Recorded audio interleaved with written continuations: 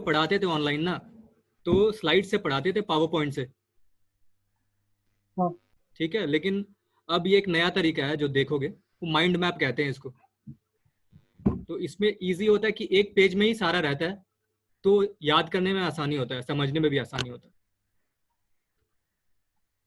तो आज ना सिर्फ हम लोग डायबिटीज कीटोएसिडोसिस ही पढ़ेंगे। डायबिटीज है तो बहुत बड़ा, कि मतलब जैसे एक ओवरव्यू दे देते हैं।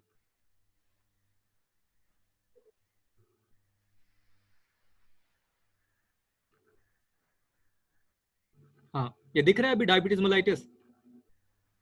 हाँ बस। हाँ, तो ये हाँ जल्दी, बस ठीक है। हाँ ये सब ऊपर ऊपर का जल्दी जल्दी एक बार बता देते हैं। फाइनली हम लोग को आज जो हम लोग पढ़ेंगे वो मैनेजमेंट ऑफ डायबिटिक कीटोएसिडोसिस रहेगा ना, क्योंकि यही केस है जो ज्यादा मिलेगा तुम लोग को इमरजेंसी में भी, पीआईसीयू में भी।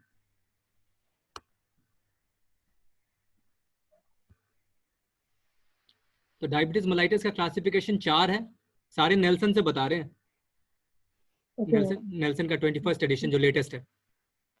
ठीक है, तो टाइप 1 टाइप 2 तो जानते ही हो। हाँ। हाँ, टाइप 1 होता है ऑटो इम्यूनिटी से। ओके।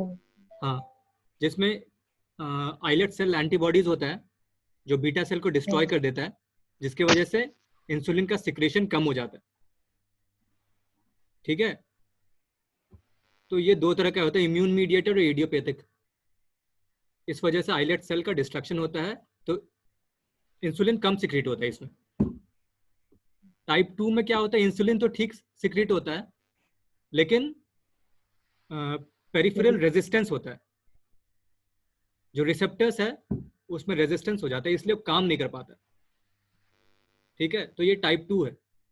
टाइप 1 जनरली बच्चों में मिलता है, टाइप 2 जनरली बड़ों में मिलता है, ओबीस में मिलता है। लेकिन ऐसा कोई हार्ड एंड फास्ट रूल नहीं है, बच्चों में भी टाइप 2 मिल सकता है, बड़ों में भी टाइप 1 मिल सकता है।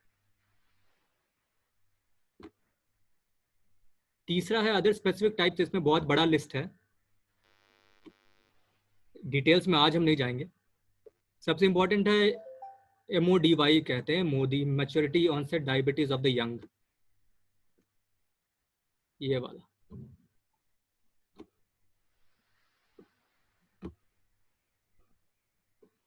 ये वाला maturity onset diabetes of the young 11 तरीके का होता है, सबसे कॉमन मोदी 3 है। तो इसका डायग्नोसिस कैसे, हेलो, हाँ बस। सुनाई दे रहा है दोनों को? हाँ। हाँ बस। हाँ हाँ, तो सबसे कॉमन मोडी 3 है इसमें। इसका डायग्नोस्टिक क्राइटेरिया है कि एटलीस्ट 3 जनरेशन में डायबिटीज होना चाहिए विथ ऑटोसोमल डोमिनेंट ट्रांसमिशन। और दूसरा क्राइटेरिया है कि किसी वो जो 3 जनरेशन में जिनको हुआ, उनमें से किसी एक में 25 साल से पहले डायग्नोज होना चाहिए। ठीक है, ये है इंपॉर्टेंट एक अदर टाइप्स में, तो ऐसे बता दिए जल्दी से, नहीं तो अभी इसमें डिटेल्स में जाएंगे क्लासिफिकेशन तो बहुत लंबा हो जाएगा। तो type 1 type 2 other specific types, और एक जेस्टेशनल डायबिटीज है, जो डायबिटीज विच अपीयर्स ड्यूरिंग प्रेगनेंसी, पहले नहीं होता है, प्रेगनेंसी के दौरान हो जाता है, तो जेस्टेशनल डायबिटीज।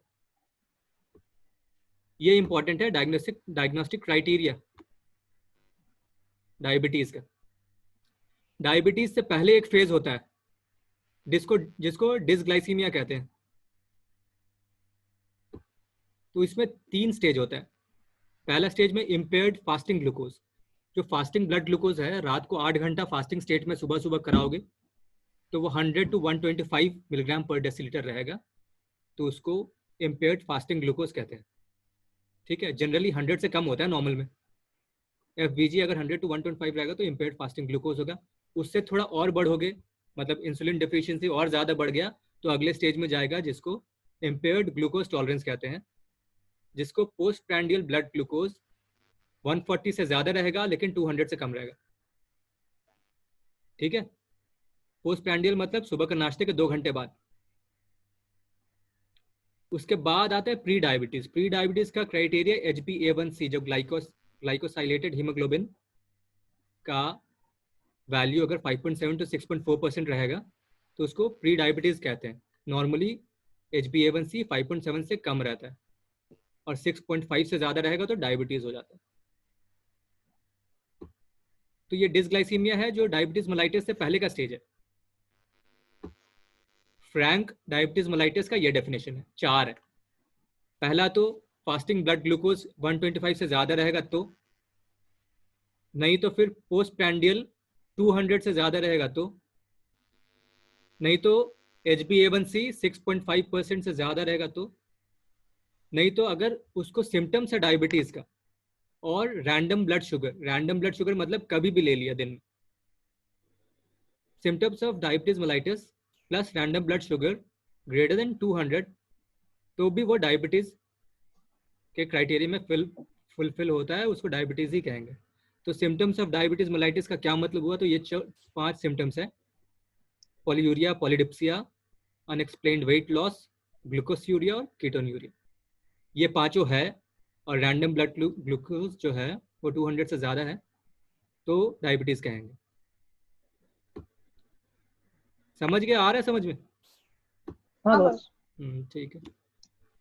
तो ये तो बस ओवरव्यू बता दिए ना, क्लासिफिकेशन, डायग्नोस्टिक क्राइटेरिया।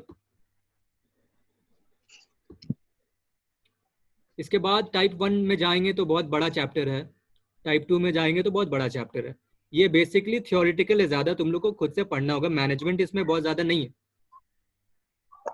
होगा भी तो बाद में बता देंगे। तो हम लोग आ जाते हैं डायबिटिक कीटोएसिडोसिस पे।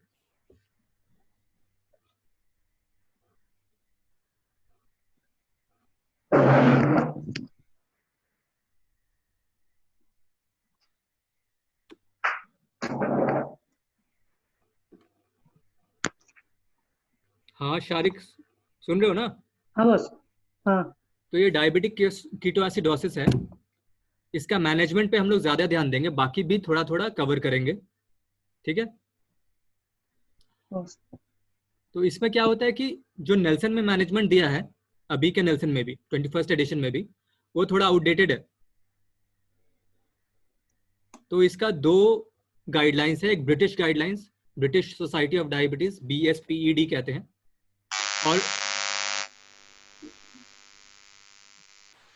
और एक ISPAD गाइडलाइंस है, इंटरनेशनल सोसाइटी ऑफ डायबिटीज।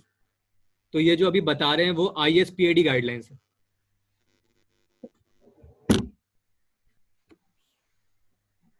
तो पहले डेफिनेशन देख लेते हैं, किसको कहते हैं डीके। तो डीके जो तुम्हारा वर्ड है उसी में डेफिनेशन है। पहला तो डायबिटीज है, हाइपरग्लाइसीमिया हो गई, तो हाइपरग्लाइसीमिया 200 मिलीग्राम से पर DL से ज्यादा होगा। कीटो एसिडोसिस, कीटो मतलब कीटोनीमिया होगा, कीटोन्यूरिया होगा और एसिडोसिस होगा। तो हाइपरग्लाइसीमिया हो गया 200 से ज्यादा, कीटोनीमिया जो है वो 3 मिलीमोल पर लीटर से ज्यादा, या फिर मॉडरेट टू लार्ज कीटोन्यूरिया। तो कीटोनीमिया जो है जनरली ब्लड में हम लोग मेजर नहीं कर पाते हैं, तो हम लोग यूरिन में कीटोन्यूरिया डिपस्टिक से मेजर कर लेते हैं, ठीक है? और वीनस ब्लड गैस देखेंगे, ABG या VBG करेंगे, आर्टीरियल ब्लड गैस या वीनस ब्लड गैस, तो उसमें एसिडोसिस मिलना चाहिए। pH 7.3 से कम होगा या बाइकार्ब 15 से कम होगा। नॉर्मल pH कितना होता है? 7.35 से 7.45। बाइकार्ब होता है नॉर्मल 22 से 28। तो ये मेटाबॉलिक एसिडोसिस का पिक्चर है यहाँ पे। तो ये तीनों क्राइटेरिया फुलफिल होगा तो डायबिटीज कीटोएसिडोसिस बोलेंगे उस केस के।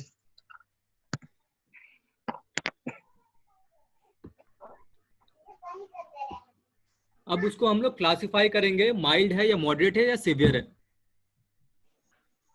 तो इसको याद करना बड़ा आसान है ना, जैसे 7.3 से, हाँ 7.3 से 7.2 और 15 से 10 ये हो गया माइल्ड, 7.2 से 7.1 pH और 10 से 5 ये हो गया मॉडरेट, और pH 7.1 से कम है या बाइकार्ब 5 से कम है तो ये सीवियर हो गया,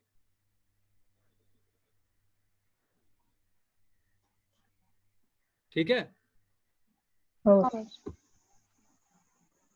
क्लिनिकल फीचर्स में क्या मिलेगा हम लोगों को, किस किस हेडिंग्स में हम लोग को देखना, पहचानेंगे कैसे कि DKA का बच्चा है, कैसे पहचानेंगे?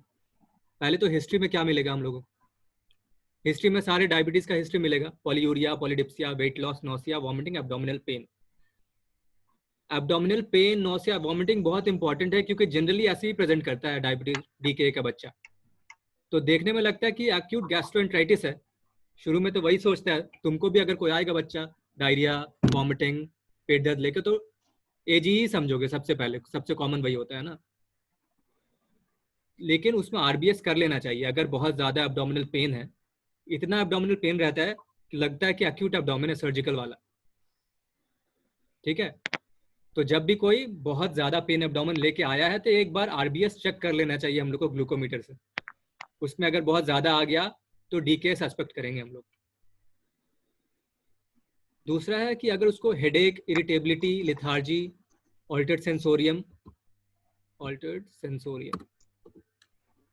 और लॉस ऑफ कॉन्शियसनेस, मतलब जितने भी सीएनएस सिम्टम्स हैं अगर वो आते हैं तो डीके विद सेरिब्रल एडीमा है। सेरिब्रल एडीमा एक कॉम्प्लिकेशन है डीके का। ठीक है, और साथ में अगर फीवर भी आ रहा है उसको तो इन्फेक्शन हुआ है, मतलब डीके के साथ इन्फेक्शन भी है। ये हो गया हिस्ट्री। पास्ट हिस्ट्री में क्या पूछोगे? अगर known case of diabetes mellitus है तब तो बहुत ऑब्वियस है कि डीके हो सकता है। पहले कभी एडमिट हुआ है डीके को लेके, उसका अगर पुराना कोई डिस्चार्ज शीट है जिसमें डायग्नोसिस लिखा है डीके, तो डीके सस्पेक्ट करोगे। या फिर अभी अभी कोई इंसुलिन का डोज चेंज हुआ है। लगता आनंद आया है क्या? आनंद माजी, एक मिनट।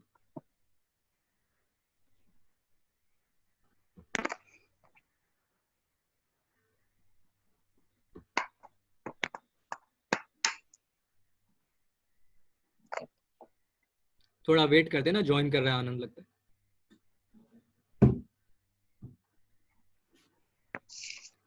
समझ में आ रहा है ना सुप्रभा? हाँ बस।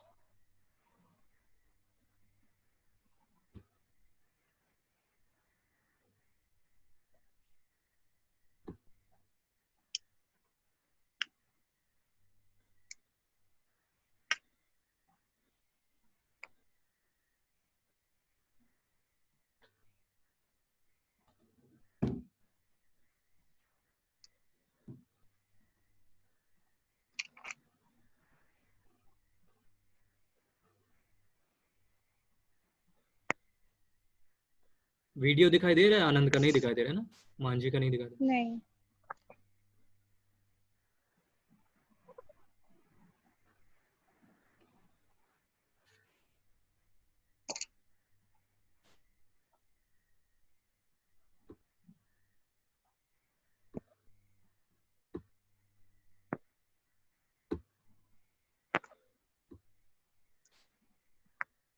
चलो अभी ज्वाइन नहीं कर पाए, आगे बढ़ते हैं ना।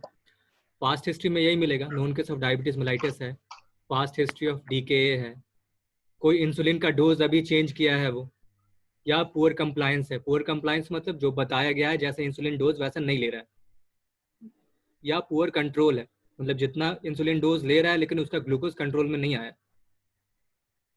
तो ये सब हिस्ट्री मिलेगा पास्ट हिस्ट्री में।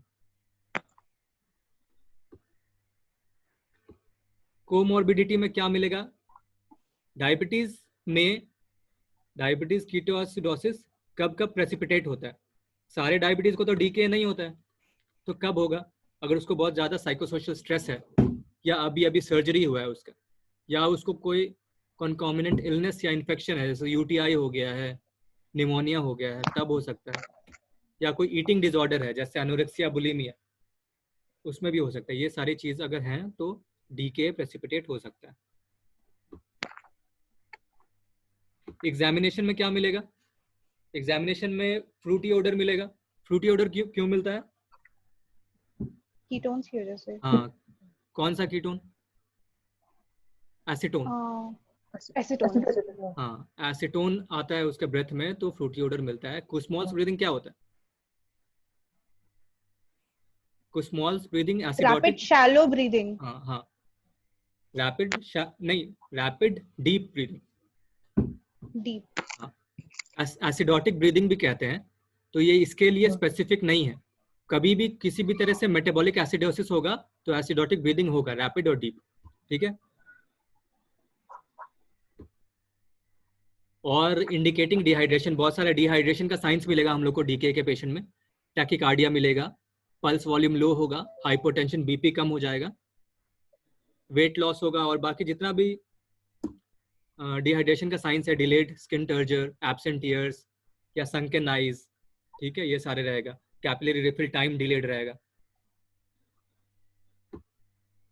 और कुछ कुछ साइंस है सेरेब्रल इडीमा के। सेरेब्रल इडीमा में अगर जितना भी सीएनएस सिम्टम्स अगर आता है, ऑल्टर्ड सेंसोरियम, ब्रैडिकार्डिया, हाइपरटेंशन, ये तीनों तो कुशिंग्स ट्रायड है।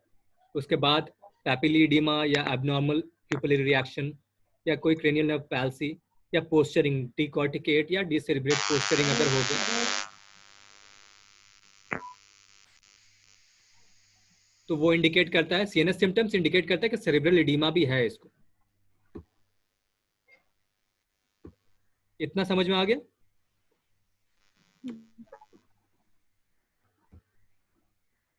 आगे आगे बढ़े। हाँ रिस्क फैक्टर्स पे आते हैं। कोई अगर डायबिटीज का पेशेंट है, उसमें क्या क्या रिस्क फैक्टर्स होगा कि वो डीके में जा सकता है। तो अगर नया पेशेंट है, मतलब अभी अभी डायग्नोज हुआ है कि उसको डायबिटीज है, तो उसमें रिस्क फैक्टर्स क्या होगा? एक यंगर एज और डिलेड डायग्नोसिस, या गरीब है, लो सोशियो इकोनॉमिक स्टेटस, या कोई ऐसे कंट्रीज है जहाँ low prevalence of type 1 diabetes mellitus है, जैसे वेस्टर्न कंट्रीज अमेरिका वगैरह से है, तो वो भी रिस्क फैक्टर है। और कोई पेशेंट अगर पता है कि डायबिटिक है, तब उसमें क्या क्या रिस्क फैक्टर्स है? कोई डोज ओमिशन, कोई इंसुलिन का डोज वो नहीं लिया, या limited access to health care, कि मतलब बार बार फॉलोअप नहीं करा पा रहा है, डॉक्टर्स को नहीं दिखा रहा, या अगर इंसुलिन पंप भी आ गया आजकल, उसमें पंप ब्लॉक हो गया तो इंसुलिन जा नहीं पाया, तो डीके में जा सकता है। ये हो गया रिस्क फैक्टर्स। पैथोफिजियोलॉजी इसका इंपॉर्टेंट है, बहुत बड़ा भी है, अगर कहीं पे कंफ्यूजन होगा तो पूछ लेना। तो होता क्या है डीके में? डीके एक कैटाबॉलिक स्टेट है। इंसुलिन एक एनाबॉलिक हार्मोन है, पता है? कैटाबॉलिक हार्मोन्स, उसके जितने भी काउंटर रेगुलेटरी हार्मोन्स हैं इंसुलिन के, सारे कैटाबॉलिक है। ये जो 4 नीचे लिखा हुआ है, कैटेकोलामाइंस, ग्लूकागॉन, कॉर्टिसोल और ग्रोथ हार्मोन, ये सारे कैटाबॉलिक हार्मोन्स, ठीक है। तो डायबिटीज में क्या हो जाता है? एब्सोल्यूट या रिलेटिव इंसुलिन डेफिशिएंसी होता है, इंसुलिन कम हो गया, और elevation of counter regulatory hormones, जो काउंटर रेगुलेटरी हैं वो बढ़ गए, ठीक है। तो ये एनाबॉलिक हार्मोन था, ये कम हुआ तो एनाबॉलिज्म कम हो गया, ये बढ़ गया तो कैटाबॉलिज्म बढ़ गया। और साथ में अगर कोई प्रेसिपिटेटर है, जैसे स्ट्रेस है, इन्फेक्शन या सर्जरी हुआ है, तो और ज्यादा प्रेसिपिटेट कर जाता है। तो तीनों मिला के एक बॉडी में कैटाबॉलिक स्टेट बनता है, ठीक है। तो कैटाबॉलिक स्टेट में क्या होता है? जितना भी न्यूट्रिएंट्स है सब ब्रेकडाउन होगा, ब्रेकडाउन। हाँ। तो प्रोटीन सिंथेसिस कम हो जाएगा, प्रोटियोलिसिस बढ़ जाएगा, टूटेगा ज्यादा, ठीक है। ग्लूकोज यूटिलाइजेशन कम हो जाएगा, ग्लाइकोजेनोलिसिस बढ़ जाएगा, मतलब ग्लाइकोजन भी टूट रहा है, इधर प्रोटीन बढ़ गया, इधर ग्लूकोज बढ़ गया, लाइपोलिसिस भी बढ़ जाता है, फ्री फैटी एसिड्स भी बढ़ गया, सारा कैटाबॉलिज्म हो रहा है, ठीक है। तो प्रोटीन सिंथेसिस घट गया, प्रोटीलिसिस बढ़ गया, तो अमाइनो एसिड्स बना, जो ग्लूकोनियोजेनेसिस का सबस्ट्रेट है, जो बाद में जाके ग्लूकोज बन जाता है। तो ये दोनों मिला के ग्लूकोज बढ़ गया ब्लड में, हाइपरग्लाइसीमिया हो गया, ठीक है। हाइपरग्लाइसीमिया हो गया तो क्या हुआ? ब्लड में ऑस्मोलैरिटी बढ़ गया, हाँ, ग्लूकोज का मोल्स बढ़ गया, ऑस्मोलैरिटी बढ़ गया, तो ऑस्मोटिक डाययूरेसिस होगा। डाययूरेसिस में वाटर लॉस भी होता है, इलेक्ट्रोलाइट लॉस भी होता है, ठीक है। वाटर लॉस होगा तो डिहाइड्रेशन हो जाएगा, डिहाइड्रेशन होगा तो रीनल फंक्शन डिक्रीज होगा, प्री रीनल लेके आई, ठीक है। और लैक्टिक एसिड भी बढ़ जाता है, ज्यादा डिहाइड्रेशन होगा, लैक्टिक एसिडोसिस भी हो जाता है। इलेक्ट्रोलाइट्स लॉस होगा तो पोटेशियम और फास्फोरस ज्यादा लॉस होता है। क्यों? क्योंकि ये हाइपर ऑस्मोलर है ना, तो पोटेशियम और फास्फोरस जो है इंट्रासेलुलर आयंस, हाँ। तो हाइपर ऑस्मोलर ब्लड है, इंट्रासेलुलर आयंस बाहर निकल आते हैं, ठीक है। बाहर निकल के ब्लड स्ट्रीम में आ गए, अब डाययूरेसिस हो रहा है तो वो यूरिन में निकल जाते हैं, ठीक है। तो इसलिए बॉडी में पोटेशियम और फास्फोरस कम हो जाता है, हाइपोकैलेमिया, हाइपोफॉस्फेटेमिया। लेकिन हाइपोनेट्रीमिया भी दिखेगा तुमको लैब टेस्ट में, लेकिन वो डाइल्यूशनल हाइपोनेट्रीमिया है, ट्रू हाइपोनेट्रीमिया नहीं है। क्योंकि हाइपरऑस्मोलैरिटी है तो पानी भी बाहर आ जा रहा है, सेल से बाहर आके इंट्रावैस्कुलर कंपार्टमेंट में आ जा रहा है, तो डाइल्यूट कर दे रहा है। ठीक है। तो जो हाइपोनेट्रीमिया है वो डाइल्यूशनल हाइपोनेट्रीमिया है, ट्रू हाइपोनेट्रीमिया नहीं है। ठीक है। तो डिहाइड्रेशन होगा तो रेनिन एंजियोटेंसिन एल्डोस्टेरोन सिस्टम से हाइपर एल्डोस्टेरोनिज्म भी होगा, जो और पोटेशियम लॉस कराएगा। तो ये साइकिल चलता रहता है।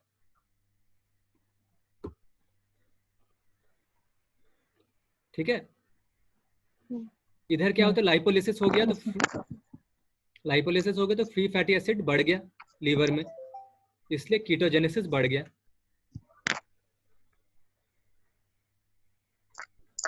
कीटोजेनेसिस बढ़ गया। हाँ मांझी आ गए। हाँ बॉस। थोड़ा काफी तो पढ़ा दिए हैं, लेकिन कोई बात नहीं, मैनेजमेंट तक नहीं पहुंचे अभी, तो मैनेजमेंट ज्यादा इंपॉर्टेंट है। पैथोफिजियोलॉजी पढ़ा रहे हैं डायबिटीज कीटोएसिडोसिस का। Okay boss. ठीक है।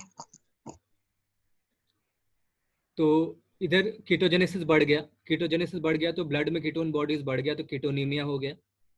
यूरिन में भी ज्यादा पास होगा, कीटोन्यूरिया होगा। ठीक है। और वो कीटो एसिड्स है, बीटा हाइड्रोक्सी ब्यूटाइरिक एसिड है, तो एसिडोसिस हो गया। ठीक है। तो जितना भी क्राइटेरिया था फुलफिल हो गया। हाइपरग्लाइसीमिया इधर हो गया। ठीक है। कीटोनीमिया कीटोन्यूरिया इधर हो गया, एसिडोसिस इधर हो गया। तो ये पैथोफिजियोलॉजी खत्म हो गया। समझ में आया? हाँ बस। शारिक? हाँ बॉस। मांझी अभी नहीं समझ में आया होगा। लास्ट का बस पॉइंट। हाँ मांझी अभी समझ में आया होगा, अभी तुम तो लेट से ज्वाइन किए। बस ब्रीफ में बता दीजिए बस। बता देंगे थोड़ी देर बाद ना, थोड़ा आगे बढ़ते हैं। ठीक है बॉस। ठीक है। डायबिटिक कीटोएसिडोसिस क्या होता है पता है मांझी? कुछ आइडिया है? हाँ बॉस। क्या होता है पता है? Diabetic ketoacidosis. हाँ मेटाबॉलिक डिसऑर्डर है जिससे कीटोन बॉडी बढ़ जाता है। हाँ, कीटोन इसमें 3 होता है। हाइपरग्लाइसीमिया हो जाएगा, ठीक है, कीटोन बॉडीज बढ़ जाएगा और एसिडोसिस हो जाएगा। ये तीनों क्राइटेरिया हो गया तो डीके कहते हैं, डायबिटीज कीटोएसिडोसिस। ठीक है। तो ये थोड़ा इंपॉर्टेंट केस है, ज़्यादा इमरजेंसीज में आता है। तो ऐसा है कि डायबिटीज़ में 60 to 90% डेथ्स जो होता है डीके से ही होता है। तो ये मैनेज करना इंपॉर्टेंट है, जान बच जाता है इस। गोल्स ऑफ थेरेपी जो है ये थोड़ा थियोरेटिकल है, लेकिन मतलब लॉन्ग आंसर्स लिखोगे तो काम आएगा। ऐसे मैनेजमेंट में उतना इंपॉर्टेंट नहीं है। करना क्या? डिहाइड्रेशन ठीक करना है, एसिडोसिस जो है उसको ठीक करना है, कीटोसिस को ठीक करना है, ब्लड ग्लूकोज जो है उसको नॉर्मल करना है, कॉम्प्लिकेशंस है सेरेब्रल एडीमा का उसको अवॉइड करना है, कोई जो प्रेसिपिटेटिंग फैक्टर है इन्फेक्शन या इंसुलिन डोज में मिस कर गया उसको ठीक करना है, और बार बार होने से रोकना है रिकरेंट एपिसोड्स। अभी दिखा रहा है शायद 10 मिनट से बचा है मीटिंग का, 40 मिनट्स का मीटिंग होता है जूम पे, फ्री ट्रायल्स है उसमें, तो थोड़ा जल्दी करते हैं। इन्वेस्टिगेशंस में क्या क्या कराओगे? 2 तरह के होते हैं, एक to be measured, to be calculated. तो टू बी मेजर्ड में क्या क्या रहेगा? ब्लड ग्लूकोज करेंगे, ठीक है, हाइपरग्लाइसीमिया होता है। इलेक्ट्रोलाइट्स करेंगे, हाइपोकैलेमिया होता है, हाइपोफॉस्फेटेमिया होता है। सोडियम भी कम मिलेगा लेकिन डाइल्यूशनल होता है, स्यूडो हाइपो। हाँ, वीबीजी करेंगे क्योंकि एसिडोसिस देखना है, पीएच देखना है, बाइकार्ब देखना है। केएफटी करेंगे, यूरिया क्रेटिनिन करेंगे क्योंकि प्री रेनल एकेआई हो जाता है तो बढ़ सकता है। सीबीसी करेंगे क्योंकि हिमेटोक्रिट जो है बढ़ सकता है, ठीक है, और टीएलसी डीएलसी भी बढ़ सकता है। लेकिन जरूरी नहीं कि अगर ल्यूकोसाइटोसिस हो तो वो उसको इन्फेक्शन हो गई। डीके में ऐसे भी ल्यूकोसाइटोसिस हो जाता है। क्यों होता है? क्योंकि साइटोकाइंस और कैटेकोलेमाइंस के रिलीज की वजह से ल्यूकोसाइट्स बढ़ जाता है। ठीक है। यूरिन में डिपस्टिक करके कीटोन्स देख लेंगे। अगर पोटेशियम हम लोग को वैल्यूज आने में डिले हो रहा है लैब से तो एक ईसीजी कर लेंगे, हाइपोकैलेमिया का फीचर्स मिल जाएगा उसमें। ठीक है। और अगर फीवर है, उसको इन्फेक्शन सस्पेक्ट कर रहे हैं तो ब्लड कल्चर, यूरिन कल्चर भेज देंगे। ठीक है। अब जो मेजर्ड वैल्यूज है उसमें से 3 वैल्यू हम लोग को कैलकुलेट करना है। पहला है करेक्टेड सोडियम, तो मेजर्ड सोडियम जो हाइपोनेट्रीमिया दिखाता है उसमें हम लोग ऐड करेंगे 1.6 इंटू ग्लूकोज -100 डिवाइडेड बाय 100, तो ये ट्रू सोडियम दिखा देगा तुमको, जो जनरली नॉर्मल रेंज में रहता है। ठीक है, ऑस्मोलैरिटी कैलकुलेट करना है, उसका फॉर्मूला क्या है, 2 into sodium plus potassium plus glucose by 18 plus BUN by 2.8, यह है ब्लड यूरिया नाइट्रोजन, क्रिएटिनिन ही रहता है जनरली। ठीक है, अनायन गैप भी कैलकुलेट करना है, उसका फॉर्मूला है सोडियम का जितना है आ रहा है वैल्यू माइनस क्लोराइड का वैल्यू माइनस वाई का आपका वैल्यू। ठीक, ये हो गया इन्वेस्टिगेशंस। मैनेजमेंट में आते हैं, ये इंपॉर्टेंट है, ये सबसे इंपॉर्टेंट। सबसे पहले क्या करेंगे, कोई भी केस अगर इमरजेंसी में आता है, ये डीके की बात नहीं है, कोई सा भी केस आता है तो सबसे पहले हम लोग उसको इमरजेंसी मैनेजमेंट ही करते हैं, ABC, एयरवे, ब्रीदिंग, सर्कुलेशन। ठीक है, तो पहले हम लोग RBS वगैरह मेजर कर लेंगे और कीटोन बॉडीज मेजर कर लेंगे, BOHP ब्लड में। बच्चे का वजन कर लेंगे, डिहाइड्रेशन रहता है तो सिवियरिटी ऑफ डिहाइड्रेशन देख लेंगे, माइल्ड मॉडरेट है या सिवियर। लेवल ऑफ कॉन्शियसनेस देख लेंगे, GCS स्कोरिंग कर लेंगे ग्लासगो कोमस की। ऑक्सीजन लगा देंगे, 2 IV कैनुला लगाते हैं हम लोग इसमें, वाइट बोर्ड 2 IV कैनुला लगाते हैं। अगर फीवर है तो एंटीबायोटिक शुरू कर देंगे एम्पिरिकल, और ब्लड सैंपल्स कलेक्ट कर लेंगे। जब कैनुला लगा रहे होंगे तो साथ में ब्लड सैंपल्स भी कलेक्ट कर लेंगे। ठीक है, अब फ्लूइड्स कैसे देना है, फ्लूइड्स पहले हम लोग बोलस देंगे, बाद में मेंटेनेंस देंगे। ठीक है, बोलस में कितना देंगे अब डिपेंड करता है बच्चा शॉक में है या शॉक में नहीं है। अगर शॉक में है तो 20 ml पर kg से देंगे normal saline over 15 to 30 minutes. उसके बाद भी अगर शॉक में है तो 2-3 बार रिपीट कर सकते हैं, लेकिन अगर शॉक में नहीं है तो उतना ही देंगे 20 ml पर kg NS, लेकिन ओवर 1 आवर। शॉक में है तो जल्दी देंगे 15 मिनट में, शॉक में नहीं है तो ओवर 1 आवर। ये हो गया, हाँ हाँ वेट के 20 ml पर kg। ये हो गया बोलस। बोलस हो गया, 1 घंटे तक बोलस चला उसको। अब हम लोग मेंटेनेंस डालेंगे। मेंटेनेंस में जो हॉलीडे सेगर फॉर्मूला है जानते हो तुम लोग, जैसे पहला 10 kg के लिए 100 ml पर kg for the first 10 kgs, 50 ml पर kg, हाँ फिर उसके बाद 20। तो उससे हम लोग मेंटेनेंस निकाल लेंगे। साथ में हम लोग फ्लूइड डेफिसिट भी ऐड करेंगे, क्योंकि उसको डिहाइड्रेशन है तो फ्लूइड डेफिसिट भी रहेगा। तो जनरली सीवियर डीके में मिलता है पेशेंट, तो 100 ml पर kg से फ्लूइड डेफिसिट हम लोग देते हैं। माइल्ड टू मॉडरेट डिहाइड्रेशन रहेगा तो 30 to 50 देंगे। जनरली सीवियर में मिलता है तो 100 ml पर kg से देते हैं। सपोज 10 किलो का बच्चा है तो 10 into 100 1000 ml उसका फ्लूइड डेफिसिट हुआ, और मेंटेनेंस कितना हुआ 100 into 10, तो 1000 मेंटेनेंस भी हुआ। समझ में आ रहा है? अगर 15 किलो का बच्चा है तो मेंटेनेंस कितना होगा, पहला 10 किलो के लिए 100 into 10,000, अगला 5 किलो के लिए 50 into 5 250, तो 1250 उसका हो गया मेंटेनेंस। डेफिसिट कितना होगा 15 किलो के लिए 100 ml पर kg से 100 into 15 1500। ठीक है, तो दोनों को ऐड कर देंगे। ऐड करने के बाद उसके बाद हम लोग जितना बोलस दिए हैं उसको माइनस कर देंगे। जैसे 20 ml पर kg से जितना दिए हैं उसको माइनस कर देंगे उस फ्लूइड से, और जितना फ्लूइड बना हम लोग ओवर 48 आवर्स करेक्ट करते हैं इसको। ठीक है, देखो मेंटेनेंस फ्लूइड फॉर 48 आवर्स, 2 दिन का। ये तो जैसे हम लोग 15 किलो के लिए 1250 ml आया, ये 1 दिन का हुआ। 2 दिन का इसको डबल कर देंगे हम लोग, 2500 हो जाएगा। ठीक है, उसमें डेफिसिट ऐड करेंगे। 15 किलो के लिए 1500 डेफिसिट हुआ, तो 2500 प्लस 1500 हो गया 4000। उसमें से बोलस माइनस कर देंगे, तो 15 into 20 300 ml बोलस दिए थे, तो 5000 माइनस बोलस 4700। कोई ओरल फ्लूइड्स दिए तो उसको भी माइनस करेंगे। खैर ओरल फ्लूइड्स नहीं देते, NPO रखते हैं, तो इसको छोड़ दें। तो इतना बचा 4700 ml देना है हमको 47 आवर्स में, क्योंकि पहले 1 आवर में हम लोग बोलस चला चुके हैं। ठीक है, तो हो गया 100 ml per hour. 100 ml per hour से उसको हम लोग ओवर 48 आवर्स मेंटेनेंस शुरू कर देंगे। ठीक है, कौन सा फ्लूइड देंगे, तो पहला इनिशियली हम लोग नॉर्मल सलाइन से शुरू करते हैं, शुरू करने के बाद ग्लूकोज कम होना शुरू हो जाता है। तो जब वो ग्लूकोज 300 से कम हो जाएगा तो हम लोग फ्लूइड को चेंज कर देंगे। कौन सा फ्लूइड होगा? N/2 DNS। N/2 DNS में 0.45% NS रहता है और 5% डेक्सट्रोज रहता है। ठीक है, तो जैसे 500 मिलीग्राम पर DL शुगर था उसका, फिर हम लोग शुरू किए उसको NS देते रहे 300 के नीचे आ गया तो फ्लूइड चेंज करेंगे, N/2 DNS शुरू कर देंगे। ठीक है, और जो यूरिनरी लॉस हो रहा है उसको रिप्लेस करने की जरूरत नहीं, उसको होने दो। तो ये हो गया फ्लूइड्स। इंसुलिन देना है हम लोगों को। कौन सा इंसुलिन देंगे? Regular insulin. ठीक है, कब शुरू करेंगे? 1 घंटे बाद, जो मतलब बोलस दे दिए 1 घंटे तक, उसके बाद जब मेंटेनेंस शुरू कर रहे हैं तब शुरू करेंगे इंसुलिन का इन्फ्यूजन। और कितना से देंगे? तो ये है उसका डोज 0.05 to 0.1 यूनिट्स पर kg पर आवर से देंगे। ठीक है,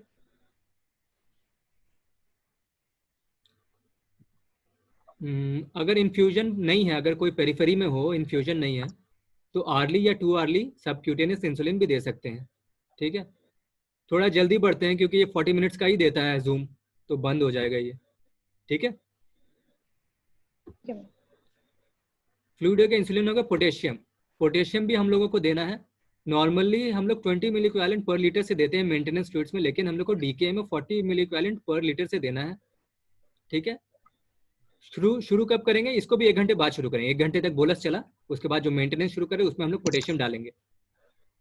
तो उसको 2 तरीके से देते हैं। आधा देंगे क्लोराइड, पोटेशियम क्लोराइड, 20 मिली इक्विवेलेंट पोटेशियम क्लोराइड रहेगा, बाकी 20 मिली इक्विवेलेंट पोटेशियम फॉस्फेट रहेगा, या फिर एसीटेट और फॉस्फेट मिला के देते हैं। इसका भी रीजनिंग है इधर, बाद में बताएंगे। फॉस्फेट और बाइकार्बोनेट का याद रखो कि नहीं देना है। ठीक है, बहुत रेयर ओकेजन्स में देना पड़ता है, लेकिन ऐसे नहीं दिया जाता है। फॉस्फेट भी नहीं दिया जाता है, बाइकार्ब भी नहीं दिया जाता है। बाइकार्ब अगर दे देंगे तो सेरेब्रल एडिमा का रिस्क बढ़ जाता है। ठीक है, अभी थोड़ा फास्ट पढ़ा रहे हैं। ठीक है, अगर कभी डाउट होगा फिर से पढ़ा देंगे, अभी हम ऐसे एक्सपेरिमेंटल पढ़ा रहे हैं अभी। ठीक है, ठीक है। मॉनिटरिंग करना होता है। मॉनिटरिंग बहुत इंपॉर्टेंट है डीके में।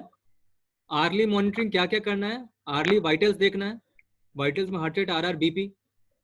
न्यूरोलॉजिकल साइंस देखना है। न्यूरोलॉजिकल साइंस क्यों देखना है? कि सेरेब्रल एडिमा में जा रहा है बच्चा कि नहीं, क्योंकि सेरेब्रल एडिमा में जाएगा तो वो मर भी सकता है।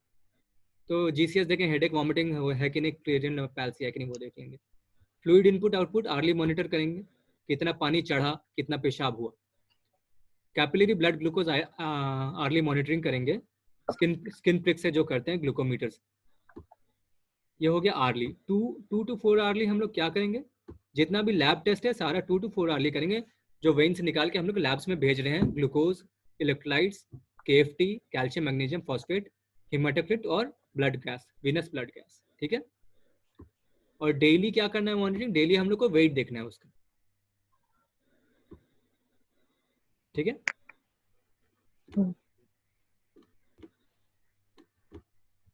मॉनिटरिंग हो गया। Transition to subcutaneous insulin. हम लोग तो अभी इंसुलिन इन्फ्यूजन चला रहे हैं ना, IV, लेकिन बच्चा जब ठीक होगा तो हम लोग उसको सबक्यूटेनियस इंसुलिन पर डालेंगे, क्योंकि उसको डिस्चार्ज भी करना है, घर पे तो IV नहीं चलेगा। ठीक है, तो कब हम लोग सबक्यूटेनियस इंसुलिन कब शुरू करेंगे? जब हम लोग देख लिए कि उसका ब्लड ग्लूकोज नॉर्मल हो गया है, एसिडोसिस भी रिजॉल्व हो गया है विनस ब्लड गैस में, तब हम लोग, और बच्चा ओरली लेने लगा है, तब हम लोग उसको सबक्यूटेनियस इंसुलिन पर डालेंगे। ठीक है, लेकिन डालने से पहले ये नहीं कि हम लोग इंसुलिन का इन्फ्यूजन बंद कर दिया उसके बाद डाल रहे हैं। इंसुलिन इन्फ्यूजन बंद करने से 1 घंटा पहले ही हम लोग को सबक्यूटेनियस डालना है। ठीक है, जनरली हम लोग रेगुलर इंसुलिन यूज करते हैं, तो उसको इंसुलिन इन्फ्यूजन बंद करने से 1 घंटा पहले ही लगा देना है सबक्यूटेनियस, उसके 1 घंटा बाद इन्फ्यूजन बंद करना है। ठीक है, ऐसा क्यों करते हैं? To prevent rebound hyperglycaemia. कितना डोज देना है सबक्यूटेनियस इंसुलिन का? तो ये याद रखो, ये तो थोड़ा प्यूबर्टल और प्री प्यूबर्टल है या प्यूबर्टल है बच्चा। अगर प्री प्यूबर्टल है तो 0.5 to 1 यूनिट्स पर kg पर डे देंगे। प्यूबर्टल है तो 1 to 1.2 यूनिट्स पर kg पर डे देंगे। दो डोज में देते हैं। मिक्सटार्ड इंसुलिन आता है, एक बिफोर डिनर देते हैं, एक बिफोर ब्रेकफास्ट देते हैं, एक बिफोर डिनर देते हैं, ठीक है। तो जितना डोज कैलकुलेट हो रहा है, जैसे 15 किलो का बच्चा है तो 1 यूनिट से देंगे 15 किलो हो गया, 15 यूनिट्स देना है पूरे दिन में, उसका टू थर्ड और 15 हो जाएगा 10 यूनिट। 10 यूनिट हम लोग देंगे बिफोर ब्रेकफास्ट, और 1/3 ऑफ 15 यूनिट हो जाएगा 5 यूनिट देंगे हम लोग बिफोर डिनर, ठीक है।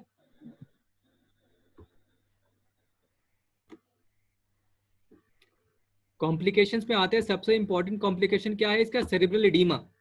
इसको प्रिवेंट करना बहुत जरूरी है, क्योंकि ये हो जाएगा तो बच्चा मर जाएगा। जितना भी डीके का डेथ होता है 60 to 90% सेरिब्रल एडीमा से ही होता है, ठीक है। क्या क्या रिस्क फैक्टर है? डेमोग्राफिक रिस्क फैक्टर, अगर बच्चा बहुत छोटा है या न्यू ऑनसेट डायबिटीज है या लॉन्गर ड्यूरेशन ऑफ सिम्टम्स है तो उसको सेरिब्रल एडीमा होने का चांसेस ज्यादा है। और थेरेपी रिलेटेड रिस्क फैक्टर्स, इस पे हम लोग को कॉन्सेंट्रेट करना है, क्योंकि ये थेरेपी रिलेटेड है, हम लोग दे रहे हैं, तो हम लोग को बाइकार्बोनेट यूज नहीं करना है, और पहले 4 घंटे में बहुत ज्यादा फ्लूइड्स नहीं देना है। इंसुलिन को 1 घंटे बाद ही शुरू करना है, शुरू से नहीं शुरू कर देना, ठीक है।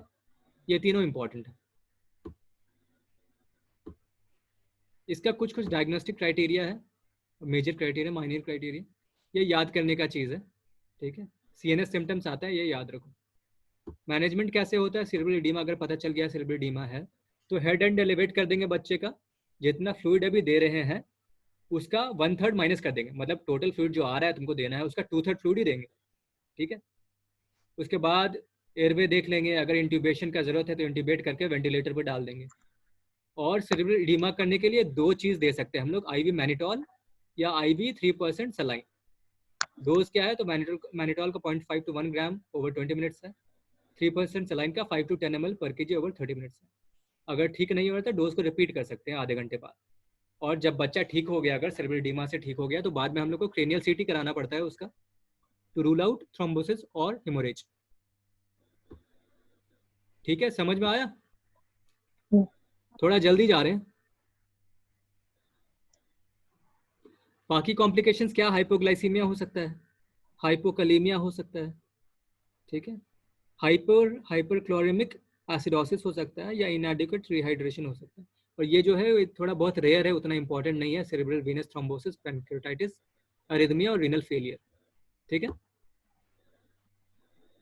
ये हो गया कॉम्प्लिकेशंस। डिफरेंशियल डायग्नोसिस में क्या आता है? ये बहुत इंपॉर्टेंट है, ये बहुत इंपॉर्टेंट डीडी है डीके का, हाइपरग्लाइसीमिक हाइपर ऑस्मोलर स्टेट। इसमें क्या होता है कि हाइपरग्लाइसीमिया तो रहता है लेकिन कीटोएसिडोसिस नहीं रहता, ठीक है। हाइपरग्लाइसीमिया मिलेगा, डिहाइड्रेशन मिलेगा, लेकिन कीटोन बॉडीज नहीं बढ़ा रहेगा, वीबीजी में एसिडोसिस नहीं रहेगा, ठीक है। तो डायग्नोस्टिक क्राइटेरिया क्या है? इसमें ग्लूकोज जैसे डीके में 300 से ऊपर रहता है ना, इसमें 600 से ऊपर, ठीक है। और ऑस्मोलैलिटी भी इसमें बहुत बढ़ा रहता है, 320 के ऊपर रहता है। बाकी सब ठीक रहता है, कीटोन्यूरिया कीटोनीमिया नहीं रहता है, पीएच भी 7.3 से ज्यादा रहता है। तो अगर कंपेयर करें तो जो डिग्री ऑफ डिहाइड्रेशन है वो HHS, जो हाइपरग्लाइसेमिक हाइपर ऑस्मोलर स्टेट है, HHS में डीके से भी ज्यादा डिहाइड्रेशन रहता है। तो इसमें हम लोग को करेक्ट डिहाइड्रेशन ही करना है। डिहाइड्रेशन करेक्ट कर दोगे तो HHS ठीक हो जाएगा। ट्रीटमेंट में क्या है? फ्लूइड हम लोग कैसे देंगे? उसमें 10% डिहाइड्रेशन मानते थे, इसमें 12 to 15% डिहाइड्रेशन मानेंगे। सेम चीज करेंगे, 20 ml बोलस देंगे पहले, ठीक है। उसको रिपीट कर सकते हैं 1 घंटा तक। उसके बाद ओवर 48 आवर्स इसमें भी हम लोग 0.5% NS से रिप्लेस करेंगे, जैसे उसमें कर रहे थे, ठीक है। यहाँ पे इंपॉर्टेंट क्या है कि उसमें हम लोग यूरिनरी लॉसेस को रिप्लेस नहीं कर रहे थे डीके में, लेकिन HHS में जितना यूरिन आउटपुट हो रहा है उसको भी रिप्लेस करेंगे 0.45% NS से, ठीक है। इंसुलिन जनरली हम लोग को नहीं देना पड़ता है HHS में, क्योंकि वो रिहाइड्रेशन से ही ठीक हो जाता है। लेकिन अगर रिहाइड्रेशन से ठीक नहीं हो रहा है तो बहुत मिनिमल डोज में इंसुलिन इन्फ्यूजन चलाएंगे, जो 0.025 से 0.05 होता है। डीके में हम लोग 0.05 to 1 दे रहे थे, 0.1 दे रहे थे, ठीक है। तो इसमें कम डोज में चलाना पड़ता है। इलेक्ट्रोलाइट्स में ज्यादा क्या होता है? हाइपोकलीमिया हाइपोफॉस्फेटीमिया होता है। तो पोटेशियम जैसे उसमें दे रहे थे 40 मिलीक्वालिन पर लीटर से, इसमें भी देंगे। फॉस्फेट देना तो चाहिए फॉस्फेट भी, लेकिन इंडिया में आईवी फॉस्फेट अवेलेबल ही नहीं है तो नहीं दे पाते हम लोग। बाइकार्बोनेट देना नहीं पड़ता है। अगर सीरम मैग्नीशियम कम आ रहा है तुम्हारे लैब रिजल्ट्स में तो मैग्नीशियम भी देंगे, डोज क्या है 25 to 50 मिलीग्राम पर केजी पर डोज, 3 से 4 डोज देंगे 6 घंटे बाद। तो ये हो गया HHS जो डिफरेंशियल डायग्नोसिस में है। यूग्लाइसेमिक कीटोएसिडोसिस है, उतना इंपॉर्टेंट नहीं है। लास्टली हम लोग को क्या करना है कि एक बार डीके हो गया तो अब हम लोग ये कोशिश करेंगे उसको फिर से डीके ना हो, ठीक है, क्योंकि एक episode of DK life threatening होता है, ठीक है। तो उसको सिखाना है कि इंसुलिन का डोज जो बताए हैं वो फॉलो करेगा, ओमिशन ना हो, या अगर इंसुलिन पंप लगाया हुआ तो पंप फेलियर ना हो, या अगर कोई साइको सोशल रीजंस है, घर पे कोई स्ट्रेस है जैसे डोमेस्टिक अब्यूज या डोमेस्टिक वायलेंस, ठीक है, कुछ भी हो तो उसको एलिमिनेट करना है, उसके वजह से भी डीके होता है। घर पे उसको BOHB मेजरमेंट सिखाना है, कीटोन बॉडीज का मेजरमेंट सिखाना है घर पे डिप्स्टिक भी सिखाना है, उसके यूरिन में कीटोन यूरिया या ग्लाइकोस्यूरिया हो रहा है कि नहीं, डिप्स्टिक इससे पता चल जाता है। और आसपास के हेल्थ केयर वर्कर से कनेक्ट कर देना है ताकि उसको अगर कोई दिक्कत हो तो जल्दी से जाके मिल पाए।